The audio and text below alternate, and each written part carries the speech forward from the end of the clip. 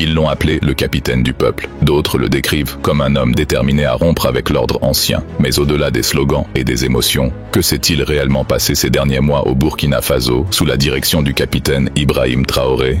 Dans cette vidéo, nous allons vous exposer, sans détour, les faits réels, rien que les faits. Pas de rumeurs, pas de spéculation, juste la vérité, telle qu'elle s'est produite. Restez jusqu'à la fin, car ce que vous allez découvrir en dit long sur l'avenir de ce pays au cœur du Sahel.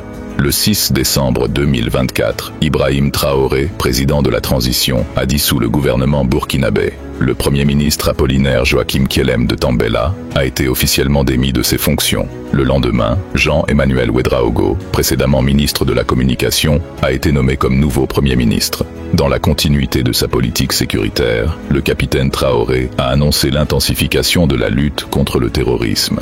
Il a mis en place 7 bataillons d'intervention rapide et 2 bataillons aéroportés. Les volontaires pour la défense de la patrie, les VDP, ont vu leurs primes augmenter d'au moins 35% et une assurance vie a été instaurée pour ces combattants. Sur le plan institutionnel, plusieurs structures ont été supprimées, parmi elles, le Conseil économique et social, la Haute Cour de justice et le médiateur du Faso. Leurs rôles ont été transférés à un nouvel organe appelé Conseil national des communautés, dans le but affiché de donner plus de pouvoir aux leaders traditionnels et religieux. Une autre décision marquante a été la politique de clémence envers les détenus. Près de 1200 prisonniers ont été concernés. 400 ont bénéficié d'une remise totale de peine, 750 ont vu leur peine réduite, et 3 détenus condamnés à perpétuité ont vu leur peine commuée.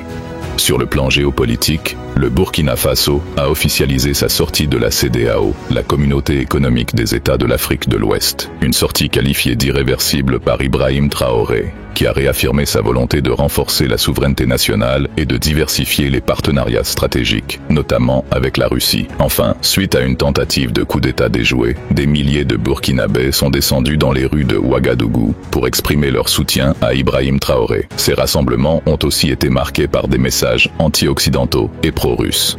Voilà les faits. Voici ce qui s'est réellement passé au Burkina Faso ces derniers mois. Que l'on soutienne ou non le capitaine Traoré, une chose est certaine, il ne laisse personne indifférent. Si vous voulez continuer à suivre l'évolution de la situation au Burkina Faso avec des informations claires, vérifiées et sans détour, abonnez-vous, activez la cloche et partagez cette vidéo autour de vous. À très bientôt.